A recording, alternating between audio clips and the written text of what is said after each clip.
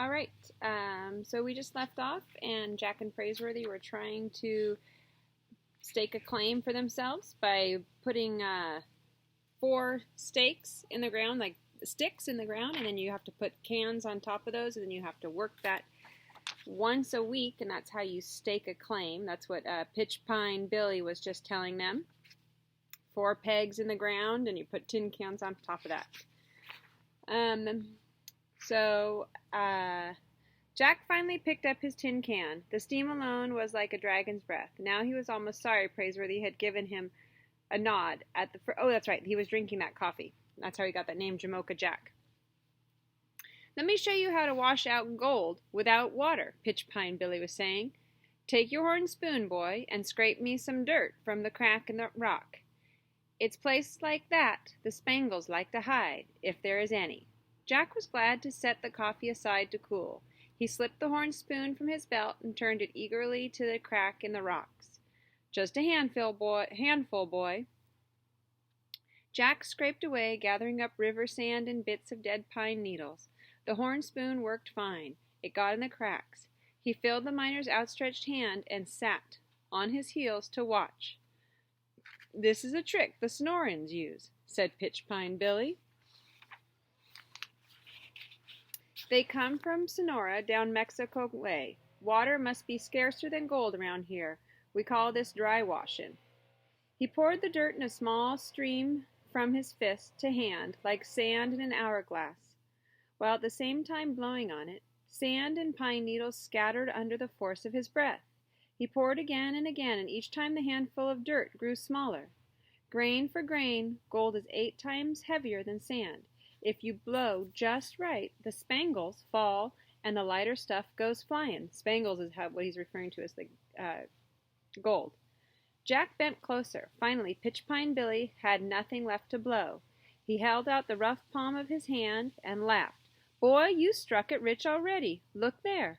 Resting in his hand were 2 gleaming pinheads of gold, but to Jack they looked as large as jewels. Put 'em in your pouch, boy, said Pitch Pine Billy. Easy, don't knock over your coffee. Thank you, sir, Jack smiled, whipping out his brand-new buckskin pouch. But they're yours, the miner grinned. Anything that small I throw back in. You and your pa can squat on my claim. But Praiseworthy's not. There's more yeller underfoot than I can dig out. I'd be obliged if you'd clear some of it away. You got any idea how to work that tin pan of yours, boy? Mr. Quartz Jackson, you a friend of old Quartz? Why didn't you say so? Stay for dinner. Here, we'll have sow belly and beans. I won't take no for an answer. Here, now let's get our boots wet, and I'll learn you how to pan. Bring your coffee. So Quartz Jackson was the man whose hair they cut in town, and now here they are. They've met Pitch Pine Billy, who's a friend of Quartz Jackson, and he's showing them how to find gold by making the dirt go between his hands and blowing on it.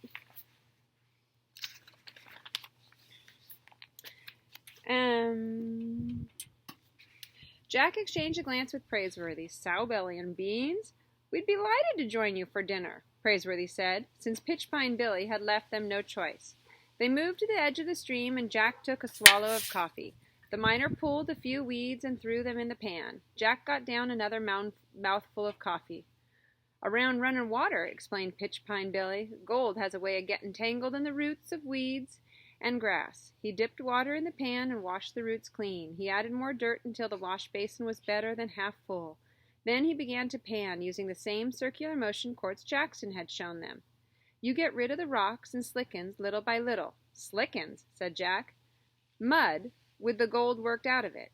Keep the pan working and dipping and working until the spangles reach bottom. Fish out the rocks. See how I'm letting the slicken spill over the edge of the pan? It takes practice, boy. At first you'll lose more color over the side than you'll save in the bottom, but you'll get the hang of it. Ain't you drinking your coffee, boy? Why, look there! We struck it rich again. Let me have your pouch. Jack took 2 hard swallows of coffee, then he pulled off his shoes, rolled up his trousers, and tried his hand with the gold pan. The mountain water was icy, but he hardly noticed it at first. He hunted grass and weeds. 5 minutes later he could no longer feel his feet. You're standing in melted snow off the high peaks. Pitch Pine Billy chuckled. Wash out enough color, and you can buy yourself some boots." Then he turned to Praiseworthy. "You ain't exactly dressed for prospecting yourself. You and your boy will be needing a tent and a mountain canary." "A mountain canary?" Praiseworthy asked. "Mule or burro? It's getting windy. There goes one hee-hawing now. Got a fine singing voice, don't he? What's that umbrella for?" "A matter of habit." "Well, it ain't going to rain around here for some time, but seeing as I punctured your gold pan, I don't see any reason why an umbrella won't work just as well. Let me show you." But Pitchpine Billy lifted it off Praiseworthy's arms and opened up the umbrella wide. He stuck it in the ground upside down. "If you don't mind, sir," said Praiseworthy with a flash of impatience, "I happen to treasure that—" "Yes, sir," the miner was saying to himself, "it ought to work fine, just fine." Then he began shoveling dirt into the open umbrella. Praiseworthy watched with a kind of quiet horror. He'd carried that black umbrella for years, and now it was being ruined before his eyes. "All thank you, sir." But by then Pitchpine Billy had lifted the dirt-filled umbrella into the water and was dunking it. He began to twirl it by the handle. He dunked and twirled and twirled and dunked. "Why, I've panned for gold in a pocket handkerchief," the miner said. "The dirt dissolves and washes through the leaves and the spangles behind." Jack, meanwhile, was working the slickens out of his. So here, Pitchpine Billy, he's got Praiseworthy's umbrella upside down in the river, and he's trying to pan for gold with it by dunking it in the water and spinning it around.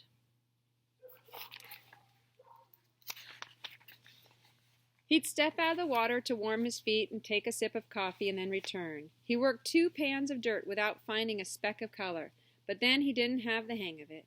He was losing the gold with the slickens, but he stayed with it and his feet turned blue. Finally, Pitchpine Billy was no longer plunging the umbrella, but working with a deft, gentle washing movement. He fingered out the rocks, and after another moment, returned the umbrella to Praiseworthy. "Best gold pan along the river," he grinned. "I might buy me one of those myself." The mud was gone. In its place, along the black fabric of the umbrella, lay a bright dusting of gold and spangles. Praiseworthy crimped an eye and smiled at the hospitable miner. "I think I can get the hang of it, sir." He removed his shoes, rolled up his trousers, and set to work. All through the afternoon, Jack could be seen panning and taking a sip of cold coffee, and Praiseworthy cut an elegant figure plunging a muddy umbrella in the stream. Finally, Jack reached the bottom of the tin can, and that was that. "Yes, sir, first-rate coffee, Pitchpine Billy," he said. "First-rate." "Glad you like it," answered the miner, with a bushy-faced grin. "Jamocha, Jack." Chapter 12. Bullwhip. We're going to start that one tomorrow so that you have some time to work on your assignment today. You're going to be working on finding similes, figurative language. Last week the question was about, or one of the questions last week was about why Quartz Jackson had him keep the hair. It's because when they cut the miner's hair, there were washings, a little bit of gold inside there. So they would cut the hair and then wash it out, and all the gold would sink to the bottom of the pan. Make sure you're answering all your questions in complete sentences. Bye, 4th graders. Have a great day.